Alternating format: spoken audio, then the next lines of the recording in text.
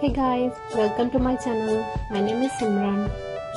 And before you start watching this video, I request you to subscribe to my channel and press the bell icon for updates on new videos. आज हम past tense के बारे में पढ़ेंगे. Number 1 is past indefinite tense. Past indefinite tense हम भूतकाल में हुए एक्शंस को दर्शाने के लिए यूज करते हैं. इसकी फॉर्मेशन है subject plus past form of verb और सेकंड फॉर्म ऑफ वर्ब. और इसकी एग्जांपल्स हैं my grandfather bought this car, मतलब मेरे दादाजी ने ये कार खरीदी. Number 2, Riya went to the school, Riya school गई. Number 3, they sang a song, उन्होंने एक गाना गाया. Number 4, Alex went for the walk, Alex सैर के लिए गया. तो अब हम देखेंगे कि पास्ट इंडेफिनिट टेंस को अलग अलग प्रकार के सेंटेंसेस की फॉर्म में कैसे लिखते हैं. पहली प्रकार है अफर्मेटिव और पॉजिटिव सेंटेंस. इसको हम लिखेंगे subject plus second form of verb. For example, Alex went for the walk. Number 2 is negative form. इसकी फॉर्मेशन है subject plus did not plus first form of verb. इसकी एग्जांपल है Alex did not go for the walk. did के साथ हम कभी भी second form of verb नहीं लगाते क्योंकि did खुद में एक सेकंड फॉर्म ऑफ वर्ब है जिसकी बेस वर्ब do है. तो did के साथ हमेशा फर्स्ट फॉर्म ऑफ वर्ब लगाई जाती है. अगली सेंटेंस फॉर्मेशन है interrogative sentence.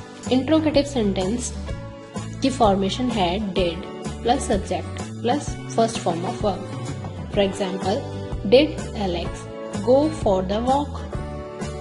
Next is negative interrogative sentence. इसकी फॉर्मेशन है did plus subject plus not plus first form of verb. Did Alex not go for the walk? Question mark.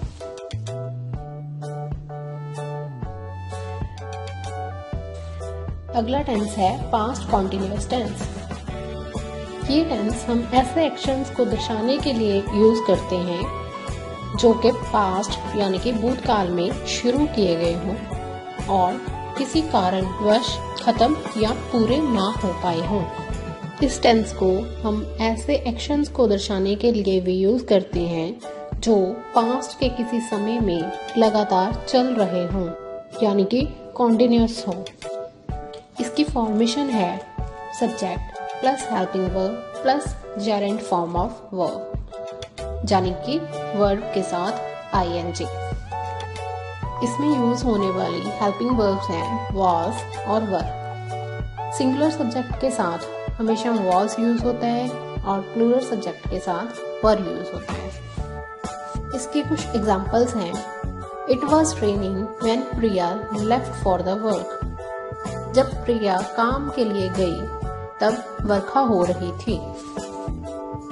We were having lunch when the doorbell rang. हम खाना खा रहे थे जब दरवाजे पे घंटी बजी. Ram was studying in the evening. Ram शाम को पढ़ रहा था. They were playing in the morning. वह सुबह खेल रहे थे. तो अब सेंटेंसेस के बेस पे इस टेंस की क्लासिफिकेशन. नंबर 1 इज अफर्मेटिव और पॉजिटिव सेंटेंस. इसकी फॉर्मेशन है subject plus was verb plus verb with ing. Example, they were playing in the morning. Next is negative sentence. इसकी फॉर्मेशन है subject plus was verb plus not plus verb with ing. For example, they were not playing in the morning. Interrogative sentence. Formation है was verb plus subject plus verb के साथ ing plus sentence के आखिर में एक question mark. Example, were they playing in the morning? Next is negative interrogative sentence. इसकी formation है was और were plus subject plus not plus verb with ing plus sentence के आखिर में एक question mark. For example, were they not playing in the morning question mark. तो next tense है past perfect tense. Past perfect tense हम ऐसे दो actions को दर्शाने के लिए यूज करते हैं जो एक दूसरे के साथ रिलेटेड हो और भूतकाल में हुए हो। इसकी फॉर्मेशन है subject plus had plus past participle form of verb, मतलब third form of verb. For example, when Ramesh came the exam had started. जब रमेश आया तो एग्जाम स्टार्ट हो चुका था। The plane had taken off before Suresh reached the airport. जहाज रवाना हो चुका था जब सुरेश एयरपोर्ट पे आया। They had gone to Delhi before you came. आपके आने से पहले वह दिल्ली जा चुके थे। तो अब है सेंटेंसेस के बेस पे इसकी क्लासिफिकेशन। अफर्मेटिव और पॉजिटिव सेंटेंस। इसकी फॉर्मेशन है subject plus had plus third form of verb. They had gone to Delhi before you came. Negative sentence subject plus had not plus third form of verb. They had not gone to Delhi before you came. Interrogative sentence had plus subject plus third form of verb. Had they gone to Delhi before you came question mark. Negative interrogative had plus subject plus not plus third form of verb. Had they not gone to Delhi before you came? Question mark. Next is past perfect continuous tense. इस tense को हम ऐसे actions को दर्शाने के लिए use करते हैं जो कि भूतकाल में किसी लंबे समय से चल रहे हों। इसकी फॉर्मेशन है subject plus had plus been plus gerund form of verb, that is verb with ing। इसके कुछ एग्जांपल्स हैं। They had been playing since morning. वह सुबह से खेल रहे थे। Riya had been dancing for 3 hours। Riya 3 घंटों से डांस कर रही थी। Rahul had been playing football for 5 years। Rahul 5 सालों से फुटबॉल खेल रहा था। Sabrina had been teaching since 1998। Sabrina 1998 से पढ़ा रही थी। इस टेंस में हम सिंस और फॉर का इस्तेमाल करते हैं।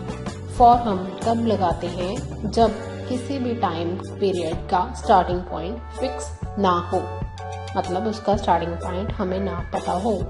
और जब हमें टाइम का स्टार्टिंग पॉइंट पता हो तब हम उस टाइम के आगे सिंस लगाते हैं। सेंटेंसेस के बेस पे इस टेंस की क्लासिफिकेशन। अफर्मेटिव और पॉजिटिव सेंटेंस। इसकी फॉर्मेशन है subject plus had been plus gerund form of verb. They had been playing since morning. Negative sentence subject plus had not plus been plus gerund form of verb. They had not been playing since morning. Interrogative had plus subject plus been plus gerund form of verb. Had they been playing since morning? Question mark. Negative interrogative sentence had plus subject plus not plus been plus gerund form of verb. Had they not been playing since morning? Question mark. So that's it. If you like the video, please like and share. Thank you for watching and stay tuned for our new videos. Bye bye. Take care.